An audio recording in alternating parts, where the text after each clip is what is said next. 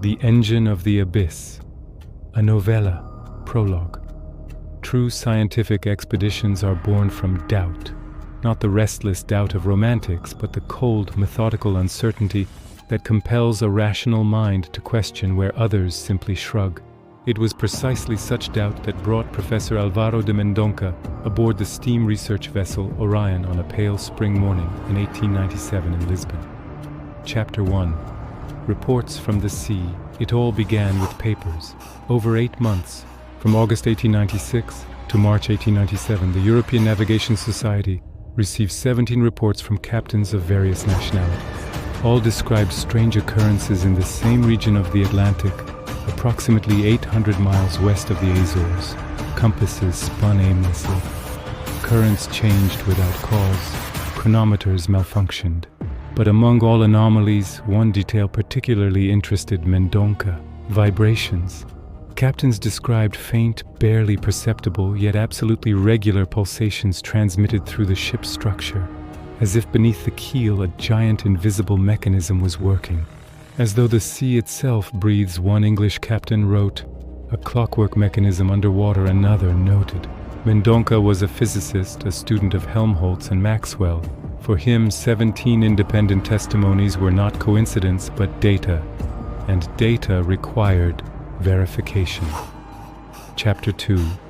The Orion, the vessel Orion, 42 meters long, 280 tons displacement, was designed for long research expeditions. The hull reinforced with oak and copper plates, the steam engine reliable, though not powerful. But the main advantage was the equipment: 3 chronometers by John Harrison, the latest magnetometer model, an aneroid barometer, a sextant, a depth sounder with 4,000 meters of cable. Captain Duarte Silva, 52 years old, had spent 34 years at sea. When Mendonça met him on the wharf, the handshake was firm. Cargo loaded, crew ready, course west-northwest, 38 degrees north latitude, 32 degrees west longitude. Correct? Correct. We depart at dawn. The crew consisted of 16 sailors, 2 stokers, chief engineer Antonio Rocha, and 2 young assistants from the University of Coimbra, Miguel Correa and João Alves. For the assistants, this was adventure. For Mendonça, an experiment on the most complex natural system known to man, the Atlantic Ocean. Chapter 3. 11 days of silence. The first 11 days were calm. The ocean displayed its usual majesty. Mendonça spent days observing temperature measurements every 2 hours, magnetic declination checks every 4 hours. The assistants gradually replaced enthusiasm with routine. On the 10th day, João cautiously asked, "Professor, are you certain we'll find something?" Mendonça, without looking up from his notes, replied, "Science does not require certainty. It requires verification." On the 11th day, Captain Silva studied the chart. "Tomorrow by noon we enter the designated area." That night, Mendonça barely slept, thinking how 17 captains reported the same thing: a pulse from the depths, a mechanism underwater. Chapter 4. The 12th day vibration. On the morning of the 12th day, Miguel noticed the deck trembling slightly. Within minutes, the tremor intensified. Glasses in the cabin clinked. Rocha descended to the engine room. Everything worked flawlessly: steam pressure, stable shaft rotation, uniform. But the vibration continued. The source, Mendonça said quietly, is not aboard the ship. It's underwater. By evening, the vibration had strengthened. Metal fittings hummed, lamps swayed, and the rhythm was absolutely constant. Tick, tick, tick. As if beneath the keel a giant pendulum counted seconds. At night, the compasses failed. All 3 needles rotated aimlessly. Captain the navigator said, fear in his voice, "For the first time we've lost our bearing." Then Silva replied calmly, "We shall rely on the stars and depth soundings." The vibration continued all night. Chapter 5. The Abyss. At dawn, Silva ordered a depth sounding. 100 meters, 200, 500, 1,000, 2,000, 3,000, 4,000. The cable continued unwinding. 4,500 meters. The cable ended. No bottom. "This is impossible," a sailor whispered.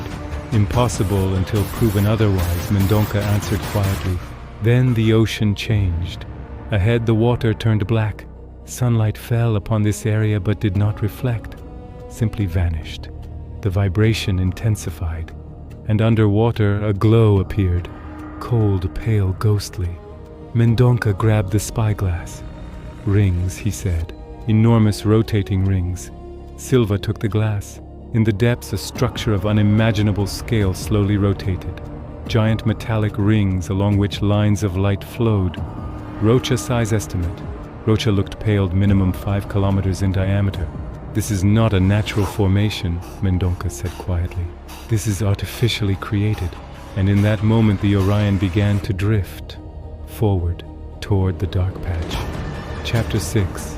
The Ascent. Full reverse. Silva roared. The steam engine thundered. The propeller churned water. But the Orion continued moving forward. Slowly, inexorably. "Full power," Rocha shouted. "But we're not stopping." "Not current," Mendonça said. "Attraction. We're within its field of influence." The glow underwater intensified. Arches, platforms, frameworks of incomprehensible complexity became visible. Then came the impact. Deep, thunderous. Water erupted in a perfect vortex, and from it something began to rise. Dark metallic plates, curved surfaces, colossal rings hundreds of meters in diameter. The surface perfectly smooth without a single seam. Miguel fell to his knees. João dropped his notebook. Even Silva froze. "My God," Mendonça whispered. "It's an engine." From the structure's center, a column of light erupted, blinding, piercing the sky. Instruments went wild. Compasses spun, chronometers stopped, and in the light column shadows appeared, moving, descending. Chapter 7. The invitation from the light column. Something descended. An object the size of a house, streamlined in form with a smooth, dark surface. It hovered above the masts in absolute silence. The underside parted as if the metal became liquid. Light poured forth, and a stairway of light descended. Translucent glowing steps touched the deck. An invitation. Silva looked at Mendonça. "Professor Captain, if we refuse, we'll never know. And if we ascend, we may not return." "Perhaps. But isn't that why we came?" Silva nodded. "Rocha, you're with me. Alves Correa, you too." Silva was first to step onto the glowing step. It instantly solidified. He climbed. The others followed. 5 men disappeared into the radiant opening, and the opening closed. Chapter 8. Inside. Inside everything glowed. Walls emitted soft radiance without source. The chamber circular, smooth without corners or seams. The floor trembled. "We're moving," Rocha said. Downward. They descended into the very heart of the engine. Through translucent walls, rotating rings, streams of light structures of incomprehensible complexity appeared. When the capsule stopped, they saw the hall. The ceiling vanished into heights. Everything around moved. Rings, rotated platforms, shifted streams of light flowed through channels, and at the center, suspended without support, rotated an enormous transparent sphere, full of light and moving images. Miguel fell to his knees, and a voice sounded, without intonation, without emotion. Observers acknowledged. "Who's there?" Silva asked. Identification unnecessary. Function defined. "What is your function?" Mendonça asked. "Stabilization." "Stabilization of what?" "Temporal continuity." The sphere flared. Across its surface, images flowed. Oceans, continents, mountain ranges, forests, cities, all in accelerated motion like pages of Earth's history book. "Deviation detected. Correction required." "Deviation," Mendonça repeated. "Of what nature?" "Intelligent form interference. Observer presence constitutes anomaly. Elimination required." Silva raised his revolver. "Warning. Resistance ineffective." The hall trembled. Rings accelerated. Light became unbearably bright. The sphere pulsed images, changing ever faster. "It's not showing the past," Mendonça whispered. "It's rewriting it, eliminating us, erasing our presence." "Can it be stopped?" Silva asked. "Possibly," Rocha said. "If we destroy the core." "That sphere, are you certain?" "No, but we have no other chance." Silva raised the revolver. "If I fire either, we stop it."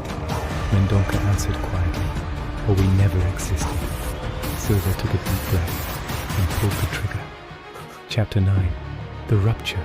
The bullet struck the sphere. It flared blindingly. Light tore through the hall. Rings jerked, losing rhythm. Walls shook. Critical breach. Sequence interrupted. Correction impossible. The floor began fracturing. "Run," Rocha shouted. They rushed to the exit. The hall was collapsing, imploding as if someone was erasing it from reality. The capsule shot upward at incredible speed. Up, toward the surface, toward light. Epilogue. The silence. After Captain Silva awoke on the deck of the Orion, around him lay the others, all alive. Sailors helped them rise. Silva looked at the sea. It was absolutely calm. No dark patch, no glow, no vibration. Rocha checked the instruments. Everything functioned normally, as if nothing happened. João opened his notebook. The last entry, April 13th, 1897, 11:42, depth sounding over 4,500 meters. Nothing more. Did we destroy it? Miguel whispered. Mendonça shook his head. No. Mechanisms of such magnitude are not destroyed by a single bullet. We were permitted to leave. Why? Perhaps we proved unpredictable. Or our presence was insignificant. Silva approached him. What was it? A time machine, Captain. But not for travel, for stabilization, for correcting deviations, for maintaining order in time. Who built it? I don't know. Perhaps no one. Perhaps it always existed, as part of the universe's mechanism. Silva gave the order full ahead, course for Lisbon. The Orion headed east, but in the minds of those aboard something had changed forever. They had seen, they knew. Beneath the ocean in unreachable depths something works, eternal, silent, absolute, the engine of the abyss. And somewhere there, thousands of meters deep, the rings continued rotating. Slowly, inexorably, flawlessly, tick, tick, tick. The end, Lisbon, May 1897. From the diary of Professor Álvaro de Mendonça, I shall never return to that part of the ocean, not from fear, from respect. Some mysteries are not meant to be solved, but every night I hear it, tick, tick, tick. The pulse of the world, the heartbeat of time, the breath of eternity.